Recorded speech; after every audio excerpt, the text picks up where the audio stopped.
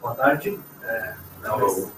Escola de Artes, Ciências e Humanidades. Ciências e Humanidades.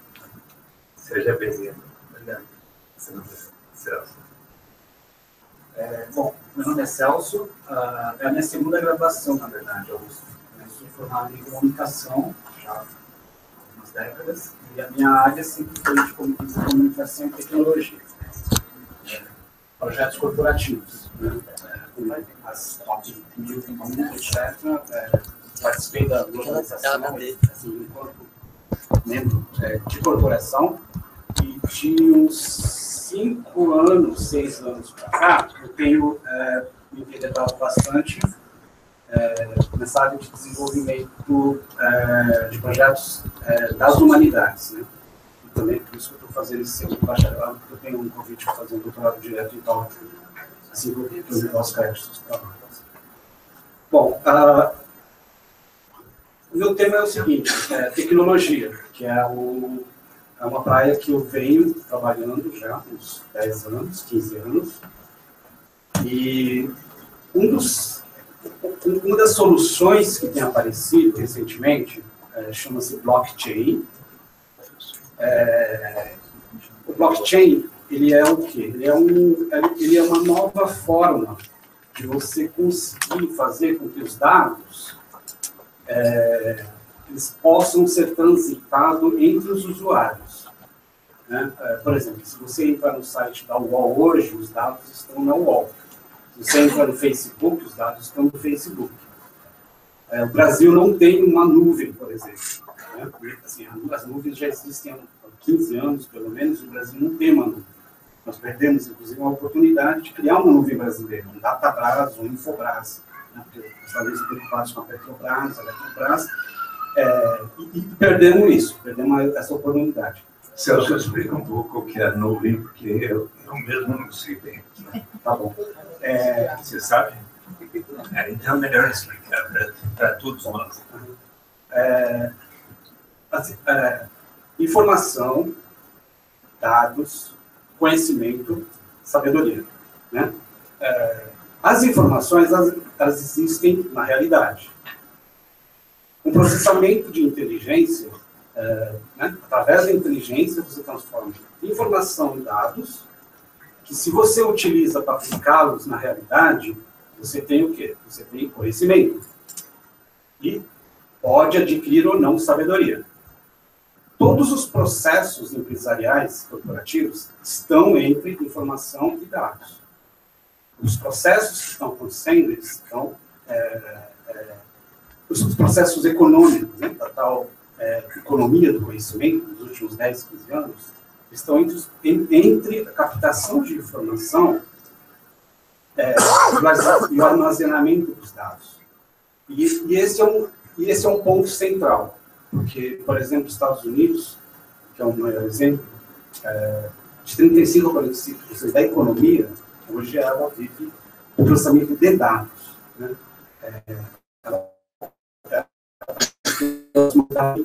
Nós chamamos de nuvem os data centers. Facebook tem 4, não tem nenhum no Brasil.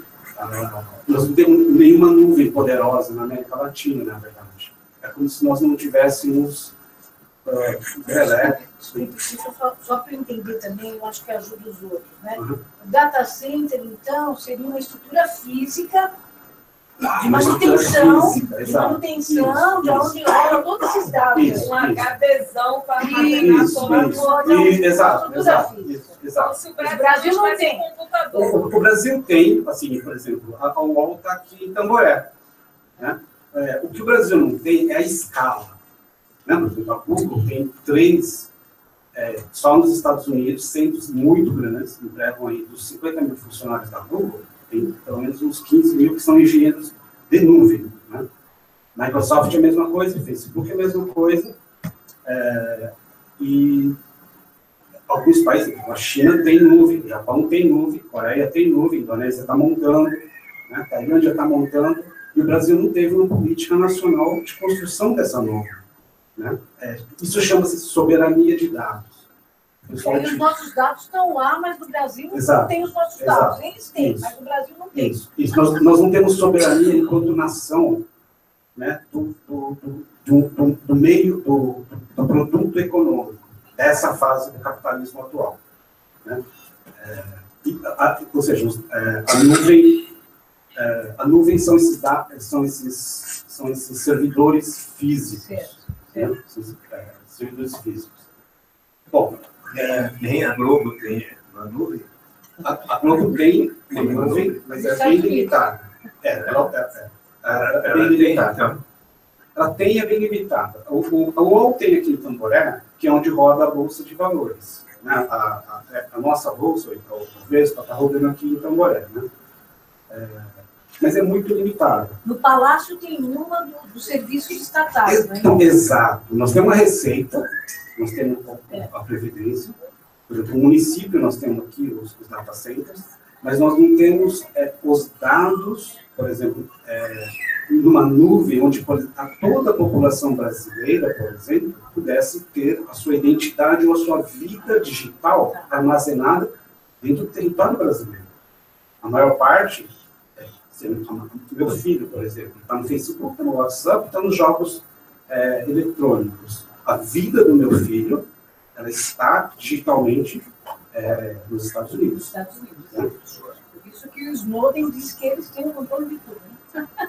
Algumas companhias americanas de tecnologia de comunicação já tentaram fazer nuvem no Brasil, vem por insegurança jurídica.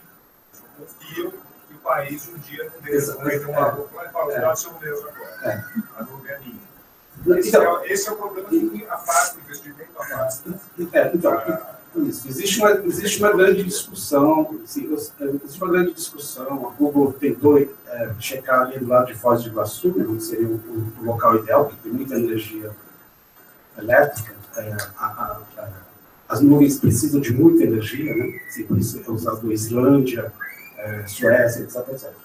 Mas essa é uma parte. Enfim, nuvem é o quê? A nuvem concentra os dados dos cidadãos. Os nossos dados estão na nuvem. Né? No Brasil, nós não temos soberania sobre os nossos dados. O que pode vir a acontecer, mas que não é certo, é que essa tecnologia nova, está acontecendo há 5 anos, que se chama blockchain, talvez seja uma nova oportunidade, não só para criar uma nuvem que nós chamamos de distribuída, mas também para conseguir que exista um novo conceito que está sendo usado, que se chama soberania cidadã.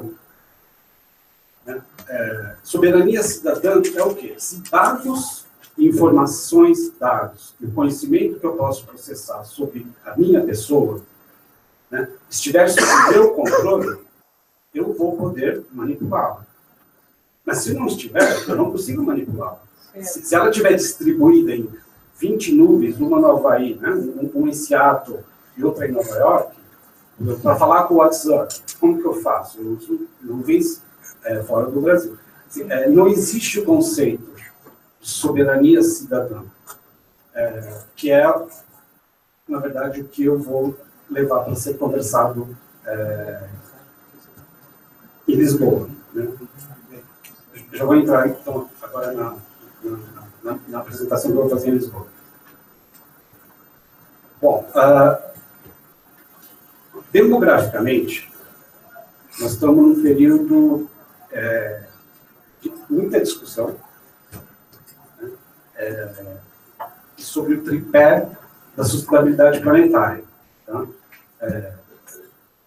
Que é o quê? Que é o ser humano social, o ser humano econômico e o ser humano dentro do seu meio ambiente. A possibilidade que existe de um projeto de renda básica universal. Aqui está escrito como Universal Basic Income, né? Possibilitado pela tecnologia do blockchain, aconteceria o quê?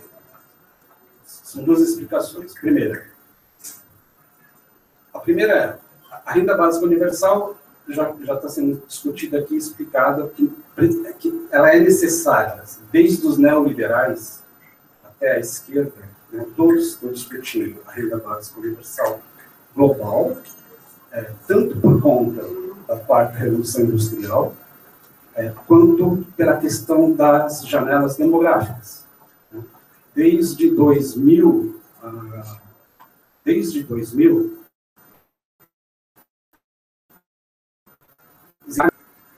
populacionais que estão apontando para a queda da quantidade de pessoas que moram nos países da OCDE. Bom, esse processo desinflacionário que nós estamos vivendo, o Japão está vivendo, a Itália está vivendo, né? O norte da Europa está vivendo, os Estados Unidos começou um pouco agora, a Alemanha está vivendo, é o quê? A diminuição da população. Isso já está acontecendo desde a virada de antes da virada do século. A única solução para isso, em termos demográficos, é o quê? É a migração de populações, principalmente dos países da África, né, para esse novo censo. Imigração é a única solução demográfica, econômica, para que haja sustentabilidade econômica dos países da OCDE. Por isso que os Estados Unidos, apesar dos seus problemas, a maior parte da população dos Estados Unidos está, a Alemanha deixando entrar pessoas também, etc., porque é o novo motor. Tá? A tecnologia, a quarta revolução industrial, é só uma parte disso. O grande problema é a demografia. A tecnologia do blockchain, ele pode possibilitar o quê? Que a discussão, né, e os projetos de renda básica universal possam ser experimentados, mas principalmente não sejam manipulados pelas elites. Porque o Bolsa Família, com todos os seus resultados positivos, ainda não, o receptor ele ainda não tem controle dos dados da Bolsa Família. Ele recebeu o Bolsa Família por X anos. A única coisa que ele tem é o quê? São os recibos. Ele tem um cartão, mas ele não tem dentro do cartão as informações da qualidade de vida do que se passa com ele. E esse é um problema muito grande. Por quê? Porque se a pessoa que é receptora das informações dos projetos de renda básica não puderem controlar os seus dados, depois do processo das janelas demográficas, que vai ser encerrado daqui uns 20 ou 30 anos no planeta, ele não vai ter um passado. Ele vai deixar todo o seu histórico para quem? Para as corporações ou para os estados. Estamos vendo no Brasil um caso do quê? De tentar apagar algumas conquistas do período depois da Constituição, né, de 88. Um governo consegue fazer isso e mudar e essas mudanças. Digamos que daqui a 5 anos tem um outro governo que mude para pior. Daqui a 10 anos, pior e mais ainda. Né? A tendência no mundo é, se nós, cidadãos, não controlarmos os nossos próprios dados, né, seremos controlados. O blockchain é uma solução que, se for bem implementada, nos projetos de renda, ele pode ser um modelo. Por quê? Porque aí eu entro já para ir finalizando. É uma tecnologia que foi... blockchain foi uma tecnologia que, de 18 anos, 19 anos ele criou. Ele tem uma coisa que se chama escalabilidade, que poderia ser muito usado em projetos pequenos, que é a questão do vaso. Né? Assim, não é um vaso bonito, ou tirar do vaso e colocar assim, que o Márcio Paixão estava falando. A escalabilidade na tecnologia ela é muito importante. Se, por exemplo, o projeto da Finlândia for dar certo, como isso vai ser repetido em outros países? Você vai precisar dos especialistas. Mas se os cidadãos também estiverem envolvidos, isso planetariamente, eles vão conseguir controlar não só os processos, e daí não vão ficar dependendo de especialistas, de economistas, vão ter que ter os especialistas, obviamente, mas conseguir fazer com que as informações, os dados, sejam processados pelas pessoas, por quem, inclusive, está recebendo o benefício dos projetos de renda básica universal. E tem só mais uma coisa no final, que é o seguinte, a desigualdade está aumentando no Brasil e os países com o pior índice de Gini, também com a maior desigualdade, né? Nós não conseguimos resolver a questão da criminalidade, etc., que já foi explicado aqui, isso é uma coisa de 150 anos, perdendo várias oportunidades, etc., e não teve solução keynesiana, digamos, para realizar o desenvolvimento do país. Bom, tem uma oportunidade interessante que nós talvez pudéssemos ajudar a desenhar, porque no momento quem está usando isso são as corporações, que é o efeito de rede. O blockchain, ele é o que, basicamente? Blockchain é uma estrutura, tá? Ele é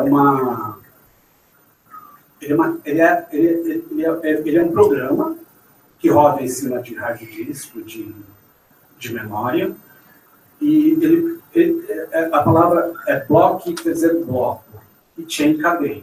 Né? Então, ele é um programa que roda em cadeia, e, por exemplo, se eu escrevo um contrato, esse contrato ele é reproduzido não no servidor que eu escrevi o contrato.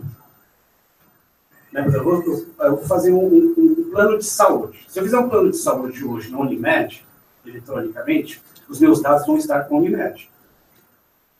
Se eu fizer no contrato uma empresa que esteja no blockchain, esse contrato não vai estar em um servidor, numa nuvem. A nuvem vai estar distribuída. O dono do dado, do meu contrato, sou eu mesmo. Eu passo a ser soberanamente, enquanto cidadão, proprietário dos meus dados. E isso é possibilitado pelo blockchain para todos os tipos de contrato. E já está virando também, inclusive, política pública. Né? O governo do Japão, da China, Singapura, todos já estão começando a adotar o blockchain para todos os tipos de contratos e multas, etc., processos, para descentralizar as nuvens. A minha proposta, na verdade, foi para Lisboa, foi aceita também na Espanha, e eu tive um convite recente para levar isso para o South by Southwest, uma startup, fazer esse trabalho coletivamente. Não é uma empresa que cria um software, né, de controle dos dados cidadãos. Seria processos coletivos de construção, né, de uma cultura, na verdade, porque a parte da tecnologia não é tão difícil de ser montada, para que, por exemplo, só um exemplo final. Tem os 17 Objetivos do Desenvolvimento e Sustentabilidade da ONU. Ninguém acompanha. Você pode ir para qualquer cidade no mundo, conversa com qualquer vereador, qualquer conselho municipal. Ninguém sabe hoje, em termos de resultado, o que você precisa fazer em 2018 para que os objetivos do milênio possam ser melhorados para você, localmente. O que você vai fazer até 2020, ou até 2030, ou até 2040? Se, por exemplo, processos e programas como o de renda básica universal, processos universalizantes, né, puderem ser acompanhados pelo cidadão, o que vai acontecer? Isso é uma coisa que também algumas startups nós estamos discutindo, e já tem vários casos, né, de de empoderamento de universitários, estudantes, quando eles começam a ser proprietários dos seus próprios dados, ele começa a interagir com o restante do mundo sem precisar conversar com uma autoridade. Um exemplo disso são músicos. Tem vários músicos em Nova York, em Londres, estão pondo suas músicas no blockchain, eles desintermediaram totalmente as gravadoras, não falam, nem colocam música no Spotify, não precisam nem do Spotify, e entre eles estão conseguindo criar, através do blockchain, o seu próprio sistema de licenciamento e recolhimento de recursos. Né? Bom, e só para finalizar, isso chama efeito de rede. Tá? Uma economia que não aproveitar efeito de rede, o que vai acontecer? Vai aumentar a desigualdade. A população ela continua crescendo ainda desde a história um crescimento geométrico, exponencial. Né? A cada período, você vê que a população do mundo ela vem dobrando. O que está acontecendo? Estamos chegando no pico da sustentabilidade planetária. Qual é a solução para que as pessoas consigam, por exemplo, numa Universal Basic Income, uma renda básica universal, consigam dar o próximo passo? Usar e distribuir o seu efeito de rede. Por exemplo, um efeito de rede que o Facebook ele faz. Você é limitado a 200 pessoas no WhatsApp, 250. Mas o Facebook controla todo mundo, 1,5 bilhão de pessoas. Só no WhatsApp. A China, a mesma coisa. O WeChat lá deles lá, controlam 800 milhões de pessoas. Em grupos de mais ou menos 1.000 a 2.000. Isso é efeito de rede. Se os cidadãos puderem usar, por exemplo, em programas como de renda básica, o controle dos seus dados, eles vão conseguir organizar os efeitos de rede. Os efeitos de rede são a nova mais-valia. O efeito de rede, não de uma nuvem, mas o efeito de rede de uma nuvem distribuída dos cidadãos são a nova mais-valia. O que o professor Glover falou? O quê? Os meios de produção, os bens de capital na sociedade de conhecimento, está aqui dentro. Se eu não consigo pegar isso, tirar uma mais-valia daqui, eu posso distribuir as minhas ideias quantas vezes eu quiser. Eu posso comprar uma música e distribuir minha música gratuitamente, como ele está fazendo, distribuir o livro dele. O livro físico dele, ele continua vendendo. Ok, então ele está tirando uma mais-valia física. Com a indústria secundária. Mas se ele conseguir criar um efeito de rede, por exemplo, se ele traduz o livro dele, ele é traduzido para chinês, japonês, etc., etc., enquanto indivíduo, enquanto cidadão, não só ele, né, músicos, todo mundo conseguiria, teoricamente, fazer isso no blockchain, a mais-valia na sociedade do conhecimento seria extraída não por um grupo, por uma autoridade, ou por um capitalismo de Estado, como é na China, ou por corporações, como é nos Estados Unidos, mas pelo próprio cidadão. Isso. Aí nós conseguimos criar, teoricamente, uma poupança para passar para a nova fase do capitalismo que está se desenhando. E ninguém sabe exatamente onde nós vamos parar. Muito bem.